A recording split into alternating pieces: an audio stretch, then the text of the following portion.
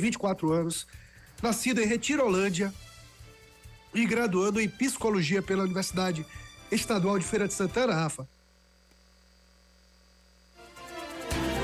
A gente bate esse papo com o Matheus agora, porque ele está lançando o livro, né, de ficção científica Santíssima Mãe dos Mortos, publicado pela editora Casuá, em abril de 2022, o último, um romance psicológico de ficção científica que explora os efeitos da imortalidade na psique e nas relações humanas. Matheus, muito bom tê-lo aqui conosco, quero agradecer a disponibilidade de bater esse papo com a gente.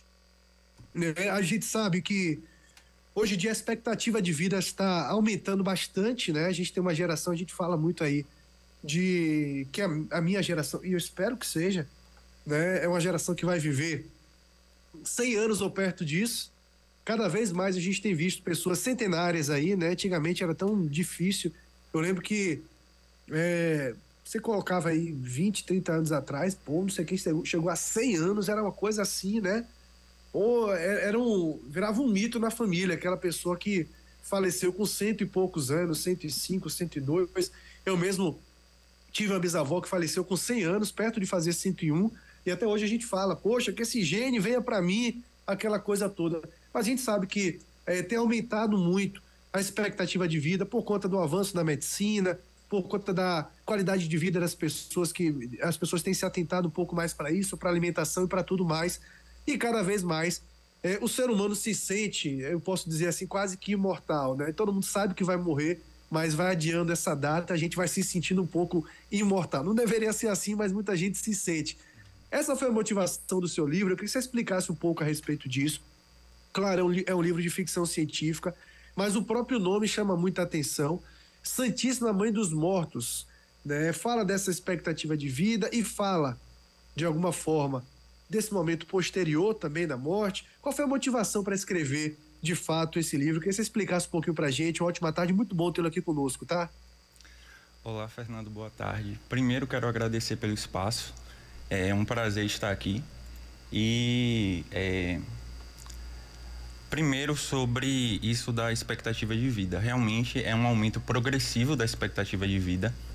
As pessoas estão morrendo cada vez mais tarde e além de centenários já temos super centenários.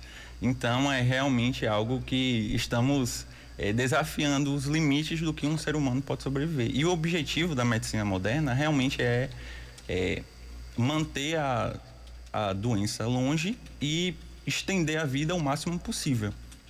Então isso é na verdade o reflexo de algo muito mais primitivo e profundo, que é: nós tememos a morte, nós nós não pensamos nela e queremos nos distanciar dela o máximo possível. E o avanço da medicina e as tecnologias que são criadas nessa ciência é um reflexo disso. Então, em Santíssima Mãe dos Mortos, isso é levado às últimas consequências, porque em vez de nós criarmos terapias que prolongam a vida, cria-se um dispositivo que efetivamente torna o organismo amortal, ou seja, ele não morre. Então, neste livro nós temos pessoas que vivemos séculos. Então você tem personagens de 500, 600 anos. E existe mesmo essa motivação em toda a nossa espécie de fugir à morte de todas as formas que conseguimos. Quanto à minha motivação... Pois é, rapaz, sim. Pode prosseguir.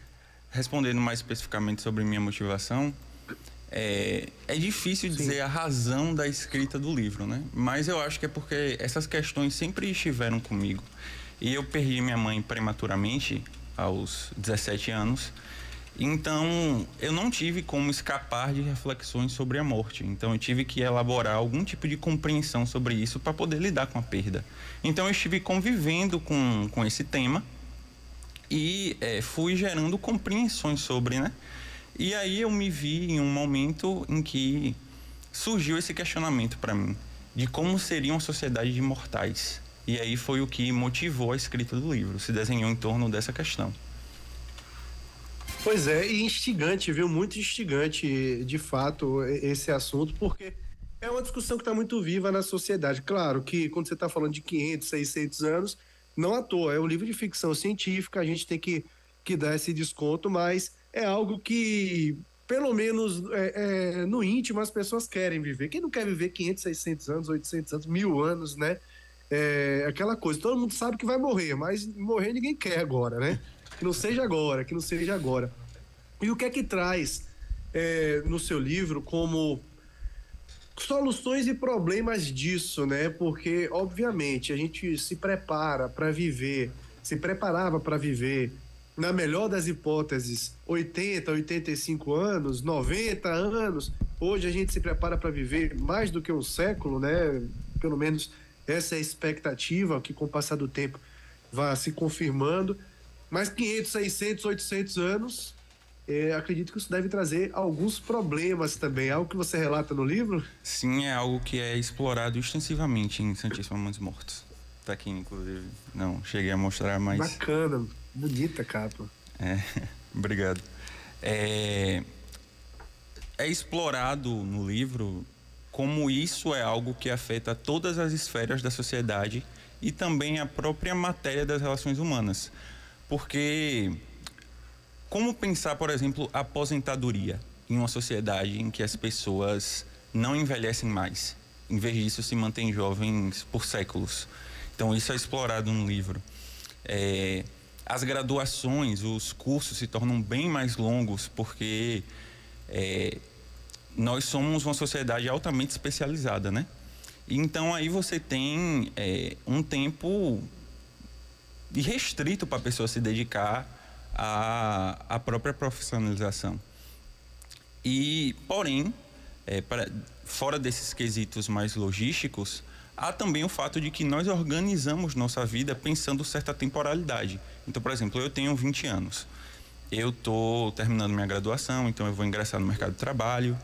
E espera-se de alguém na minha idade que agora eu comece a pensar em um relacionamento sério que levará a um casamento. É o roteirozinho, né, que nos é dado ao nascermos. Então, nós organizamos nossa vida em torno de temporalidade. Mas e aí, quando essa temporalidade se perde? Tipo, sei lá, tem coisas que nos parecem próprias de fazer aos 40 anos, né? Aos 50, 60.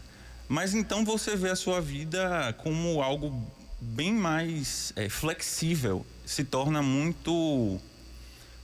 desafio lidar com todo esse tempo disponível. Nós estamos sempre dizendo que não temos tempo, e realmente o ritmo da sociedade é frenético. O ritmo de nossas vidas é frenético. Mas e aí, o que você tem agora é tempo? O que é que acontece com o indivíduo diante disso? Uma das questões no livro é que isso levou a uma epidemia de suicídios, porque as pessoas tinham perdido o sentido da vida, tinham se visto assim, sem perspectiva, ao ponto do governo intervir e criar câmeras de suicídio públicas. Então, esse é algo que é discutido no livro, profundamente. Pois é, trazendo um pouco para a nossa realidade, né, que não chega a 500, 600, 800 anos, mas, como você falou, né, a gente tem um roteirozinho e com o passar do tempo, esse roteiro vai mudando com a expectativa de vida aumentando, né? Tiro pela minha geração, tô longe de ser velho, graças a Deus ainda, tenho 35 anos, mas talvez há 10, 15 atrás, eu não esperava estar discutindo a possibilidade de ser centenário. Desejava, obviamente, mas é algo que estava um pouco distante da realidade. Hoje não, hoje eu quero me preparar de fato para viver 100 anos ou mais. Preciso mudar até algumas coisas aí nos meus hábitos de vida para que consiga chegar lá, mas a gente vai planejando a vida de acordo com isso. Do ponto de vista psicológico, né? A gente está falando também, claro, com um graduando em psicologia e acredito que essa sua vertente da psicologia tenha também, de algum modo, motivado você a escrever esse livro e também tem influenciado na própria escrita do livro. Do ponto de vista psicológico, o ser humano está preparado para esse aumento de expectativa de vida ou é algo que está avançando aquém do que a gente está avançando em idade? No caso, na nossa realidade concreta atual. Isso. Olha, eu acho que nós somos despreparados em muitas esferas. E uma delas é a velhice. É muito difícil você encontrar alguém que realmente tenha pensado seriamente na velhice, a não ser quando a pessoa já está na porta da velhice, tipo, meia idade. Mas, fora o clichê de ir na academia de vez em quando e tentar regular a alimentação, nós não prestamos atenção a uma visão holística geral de saúde. Então, é muito raro, pelo menos na minha experiência pessoal, você encontrar um indivíduo que esteja prezando por uma saúde integral do organismo, prestando atenção à sua saúde psicológica, às suas relações afetivas, sociais e também à saúde do corpo.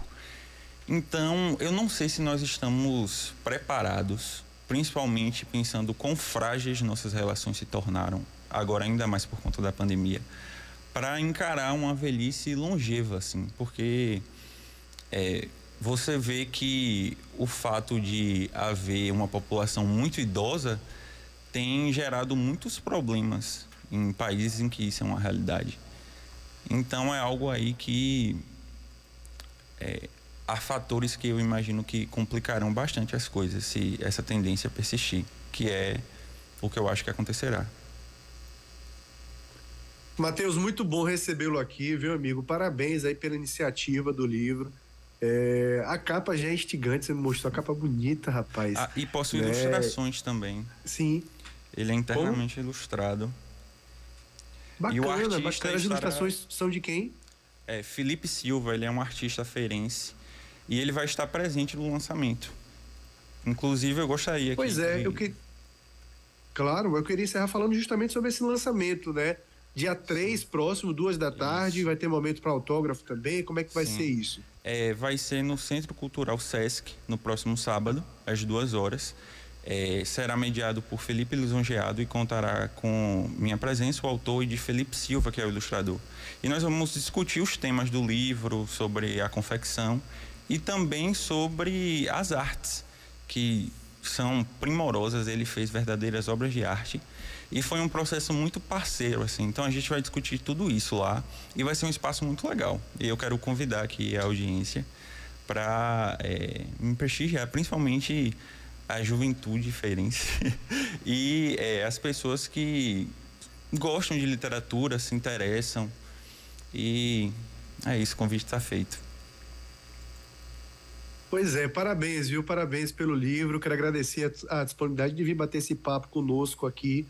Desejar sucesso, né? A gente está falando de um jovem de 24 anos, ou seja, muita coisa pela frente. Espero, viu, que muitos e muitos livros também pela frente. A gente tem que saber valorizar os talentos que a gente tem aqui. Um estudante da Universidade Estadual de Feira de Santana, lá de Retirolândia, mas com relação direta com a cidade, né? Estuda aqui na UFES. Muito feliz mesmo de poder bater esse papo contigo e falar de jovens talentos da literatura. A gente tem talento aqui na nossa Bahia, na nossa Feira de Santana, em todas as áreas. Precisamos valorizar os nossos talentos. Consumir o que é de fora também, claro, não tem problema nenhum com isso, mas saber valorizar e saber que antes de consumir o de fora, a gente tem também o daqui para prestigiar e tem o daqui para poder consumir. Muito bom tê-lo aqui conosco, viu, Matheus? Parabéns. Foi um prazer imenso. Muito obrigado. Conversamos